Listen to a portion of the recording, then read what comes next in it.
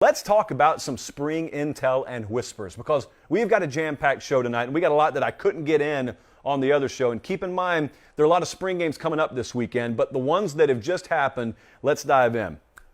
Georgia spring game just wrapped up this past Saturday in Athens. A lot's going to be made of Carson Beck, the quarterback there.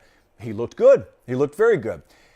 What I do want to talk to you about, though, is what Kirby Smart said. Kirby Smart told you, we got a starting quarterback. It's Stetson Bennett. So he was very clear about it. And I'm going to be very clear that I believe the head coach at Georgia, just as I did last December when he was telling you, well, even though we just lost the SEC championship game, Stetson Bennett still gives us the best chance to win. So on this show, we're not going to do a whole lot of Georgia quarterback stuff. What I will do is I will look beyond the just quarterback position offensively and think to myself, could this be as close as we've ever come under Kirby Smart to saying that a Georgia team's primary identity is offense? Now, I'm not going to go that far. I'm not going to say offense is going to carry this team. I think it's going to be the best offense they've had. I think it's got a chance to be the most potent offensive attack they've had. They don't have a shortage of able playmakers at quarterback. I think it's the best stable of receivers, of course, with the caveat if everyone stays healthy. They look good. Eric Gilbert, by the way, who is a guy that was on the national radar, then off the national radar, and showed up a couple of times in the G-Day game. They've had good things to say about him up there. You know his story. If you don't, we don't have time to rehash it on the show. But former five-star tight end and wanted to go to receiver, back to tight end. Well, I can tell you, and they can tell you at Georgia confidently, if they continue to get from him what they've gotten throughout spring, he's on a road to being a major playmaker this fall for Georgia. Now, that's important because they don't really necessarily need him. They're loaded at tight end. They got good depth at wide receiver, but if they do have him, then that just goes a little bit further down the road of what I insinuated, and that is Georgia football under Kirby Smart, after what we just saw them do defensively, could be carried by offense a little more than you're ready to see this fall. What about Ohio State?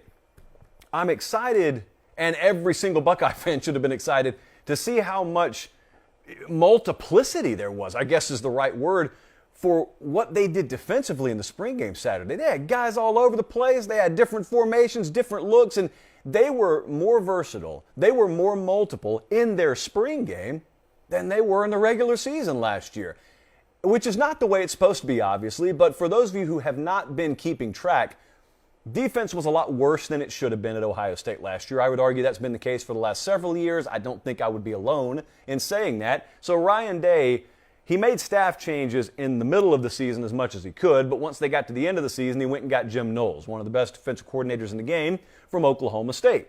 You've probably found yourself the last several years flipping through the TV and looking at Oklahoma State and saying, why are they so good defensively? What are they doing? What they were doing was spearheaded by Jim Knowles. He is now a resident of Columbus, Ohio. And they also have a surprising amount of depth in the secondary. I think you've gotten used to watching Ohio State the last several years and thinking to yourself, hey, even if they're up on us a couple of scores, we can get them through the air. We can throw the ball on them. You had a reason to believe that. You have been able to throw the ball on Ohio State. Well, Jordan Hancock, Stokes, a couple of those other guys, there are names behind them on top of the frontline guys. They look like they have some pretty good depth in the secondary. Depth leads to versatility, and that's what they need a lot more of. Again, there's no excuse why Ohio State hasn't been able to be more multiple. They don't have to sit back and wait for second and third options on the recruiting trail. They've got the best of the best, so they should be performing at a much higher level. They're really deep at running back, too. You know, Travion Henderson is the headliner, but when you look past him, and even past Mayan Williams, Evan Pryor is a name that a lot of folks are excited about around Columbus. In fact, one of the key talking points around Ohio State is, low-key, are we going to be able to keep this guy fed? Are we going to be able to get him involved enough to where we don't have to worry about waking up one morning and looking at our iJosh and seeing, uh-oh, he's in the transfer portal. That's just a reality of college football in 2022 and beyond. So they look good. Ohio State is primed to make another run at the national championship. Arkansas, meanwhile, this run game last year was really good. To give you an idea, Arkansas was a top 10 rushing attack in the country last year. They had about 228 yards per game on the ground. That was good for 7th nationally. I mentioned that because they think they can be better than that this year. And if spring is any indication, and the feedback we've gotten from spring up there, I don't think they're wrong. See, Dominique Johnson is the presumed starter there, but he's been out most of the spring. So that's something that sounds bad, but more oftentimes than not, it can be a good thing, especially if your guy doesn't really need a lot of work, and Johnson doesn't need a whole lot of work. You know what you have in Dominique Johnson. But do we know what we have in Raheem Sanders? That's a guy Sam Pittman has described as an athlete becoming a running back. He got a lot, and I mean a lot of touches this spring. Did some good work in what essentially was a spring game. They had to move it indoors, and it was more a practice than anything else. But you've got him making a big jump. I think he will make one of the bigger jumps from any player off your radar in the SEC this year. So Raheem Sanders is a guy I'm excited about. A lot of them are excited about. But also, and this is no shock, they hit big time in the transfer portal. Jaden Hazelwood, stand out this spring. Drew Sanders was all over the place. If you got to watch that spring performance Saturday, that's the kid that was at Alabama, and because of total and complete freak shows like Will Anderson and Dallas Turner, was not going to be a listed starter this year, but he's about as good as 98% of the outside linebacker types in America. So he goes to Arkansas. It's no character concern. There's no other reason he was in the portal than Alabama's got historic depth at his position. Not surprisingly, he's been a standout for Arkansas this spring, a certain plug-and-play starter, and so they're going to be a really good team. I've told you how I feel about Arkansas. I don't need to rehash that either. They're going to be a really good team, a lot to be excited about there. As for Alabama, you know, their quarterback room is not something that's going to be talked about a lot nationally because Bryce Young's the quarterback there, and so there's no quarterback battle, like there's not any kind of debate as to who the starter is going to be. But that doesn't mean that I shouldn't take some time to tell you their quarterback room's pretty nasty. Jalen Milroe is their backup. He's like a tank that just has a different gear to him when he decides to run. He's listed smaller than he plays. Like, I think he's listed 6'2 or 6'3. I've watched him from field level. For those of you who haven't, go watch the spring game last Saturday. He's big. He really looks like Derrick Henry playing quarterback. What he looks like. So Milroe, they get towards the end of that game. He's made some good plays. He's made some good throws. He's shown you that he can obviously extend plays with his legs. They get towards the latter portion of the fourth quarter the other day, and Milroe rips off a run, not down the sideline. He just rips one off right through the middle of the defense and split a couple of defenders in the process. And it was one of those classic, like, Cam Newton, Derrick Henry type runs where, since he's so big, you have this optical illusion where you think, okay, he's down. You almost like look away and start grabbing your phone. Then you look back up and, oh, he's not down. And then you watch the replay and defenders took poor angles on him because they themselves miscalculated what kind of time they had. He's really good. He's so good that I think a lot of Bama fans now ask, well, how do we get him involved? See, it's one thing if you've got a pretty good quarterback who's listed as your starter, then you can find packages for your backup. They got the former Heisman Trophy winner there. Like, they got the best quarterback in the country, or right at being the best quarterback in the country, but yet they've also got one behind him that may be too good to keep off the field. Say all that to say they got Ty Simpson behind him as an incoming five-star quarterback who doesn't figure into the starting rotation or anything, but he looked good. He let it rip a couple times the other day. But quarterback is not the position room that a lot of people are going to be talking about with Bama this year. Nick Saban was on the field, and he was being interviewed by, I think, Matt Stinscombe. And Nick Saban pretty much had to openly admit, we're taking Will Anderson out of the game because we're not even able to have a spring game with him on the field. Will Anderson did things to his own offensive line that would draw charges in most states. It was really ugly, just straight up physical assault. Kendall Randolph, the left tackle there, had no chance. It was bad, okay? Let me suffice to say, it was bad. I had someone tell me that at this point, here's how ridiculous their pass rush will be this year. Someone told me, who would know, they could take Dallas Turner and Chris Braswell, who were the number 2 and number 3 edge rusher types on their team, and they would make the most formidable pass rushing duo in most years for any other team in the country. Bama's got both of them, and neither are the best pass rusher on this team this year. Will Anderson is. Will Anderson was the best player in college football last year, famously got screwed out of a trip to New York City. We took it personal on this show because we backed him. We endorsed Will Anderson for Heisman. Offensive line, that's the big question here. I don't think we came any closer to getting answers Saturday, but again, like I told Jesse out there, it's not relative to how good their offensive line is versus past Alabama teams. It's how good is their offensive line relative to the rest of college football this year.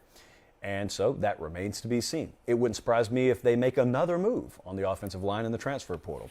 Elsewhere, down at Miami, I want you to do me a favor. If you haven't watched their spring game already, make sure you watch a little bit of it. Now, we got a lot of hardcore fans. This is not a place where a lot of casuals hang out. So a lot of us pride ourselves on knowing more than just our team. Do yourself a favor. Don't be the guy or girl who gets taken by surprise this fall when Tyler Van Dyke starts popping off your screen a little bit. That's the quarterback from Miami. He's good. He's really good. The other day, 20 of 32 for 172 yards in the spring game, had several big drops, so he actually had a better day than statistically you're led to believe. And you're led to believe he had a pretty darn good day statistically. Don't be taken by surprise this fall. Every year, some guy starts popping off your screen week 3 or week 4, and then you trace it back and you realize, oh, wow. A lot of folks were talking about him in spring. If I were to have listened to them, I could have made money on this team. At the very least, I could have sounded a lot smarter than my buddies about this team. He's good. The spotlight with Miami, though, is on the run game. Well, one of the spotlights. Tackling is another issue, which, by the way, looked surprisingly good Saturday. But the run game, they were 98th nationally last year. I don't know how much better they'll be this fall, but I think they'll be a good bit better. They're mildly to moderately excited coming out of spring about where they are in the run game. So I expect a significant bump. Listen, if they're the 55th best rushing offense, it would be a drastic improvement over what they were last year. Run game and tackling, they were abysmal in both categories last year.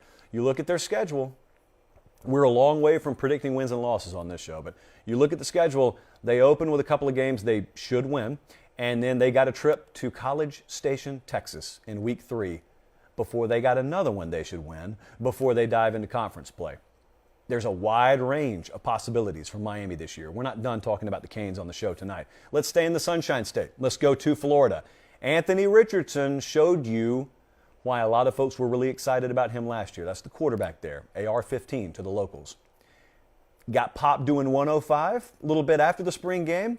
Whomst amongst us hasn't. I've done it within the past 7 calendar days, so I don't fault him that much for that. Got a little heavy-footed, but he's got a really heavy arm too, and he's hard to bring down, and he's going to give Florida a really, really wide range of possibilities offensively this year. Now, if you're like me and you're looking at Florida, you're not really thinking about quarterback all that much. When I watched their spring game last Thursday night afterwards, because they had the audacity to hold their spring game during our show, I didn't think about Anthony Richardson. He solidified in my mind. What I thought is, okay, what they are at receiver right now is not good enough for me. How much better can they get at receiver? This is a team that's going to be a huge portal player. More on that in like 2 minutes. If they can add some pieces around him, I know it's easier said than done. If they can get a couple of impact guys or just moderately good skill players on the perimeter, it could be the difference in a couple of games for them this fall, because that's how good Richardson could be if you put the right pieces around him. But they'll need to outscore teams. They know it. They're not going to be a great defensive team this year. And so, with that in mind, knowing the style of play that they're going to have to incorporate, they got to go get better skill players. They got to get better wide receivers. Which brings me to a point Thomas Goldkamp made over on Swamp 24/7 today. Florida could be, in the Power 5 structure, a team that does more in the portal post-spring than any other team.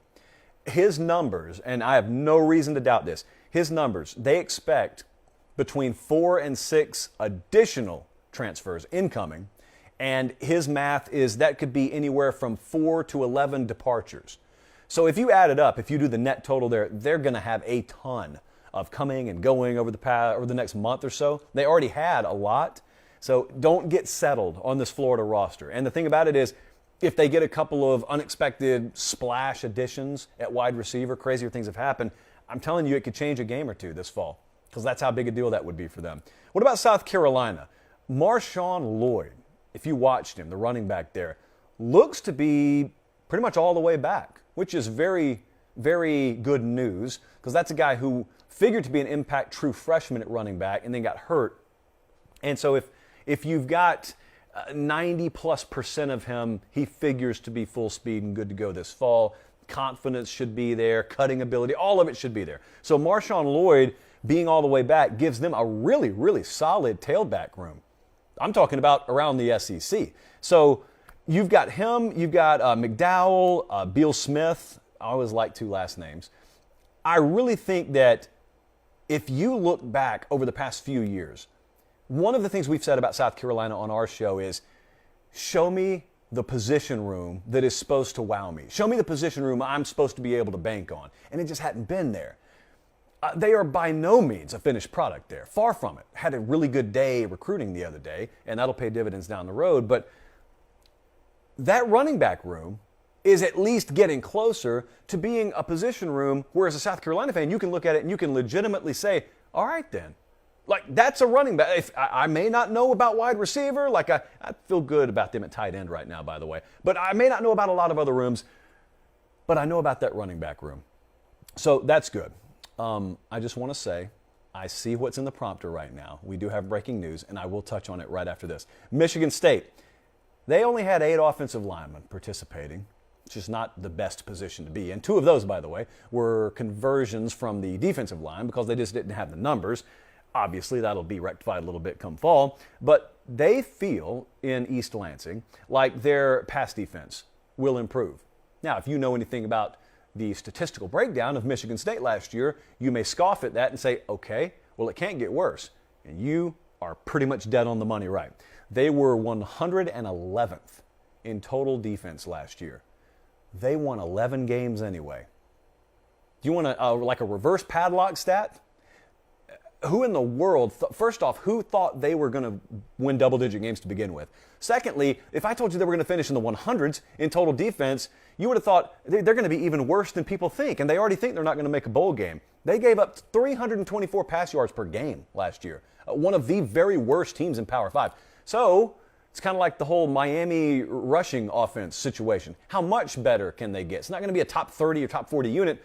Can they just shave it in half? Can they get in the top 60, top 65? Could make a huge difference there. So that, I mean, they've got better depth, defensive line, linebacker, corner, pretty much every level defensively. There's reason to believe they got better depth there than they did this time a year ago. It's exciting to watch. You know, Peyton Thorne's still the quarterback there. They got a lot of returning pieces. I think they returned 9 defensively. It's not always the end-all be-all, but we'll see. So those are just some of the whispers and intel that we've taken away from spring camps all across the country. We're not done with that. A lot of the spring games for the Pac-12 happen this weekend, so we'll have a lot more to talk about on the Sunday show.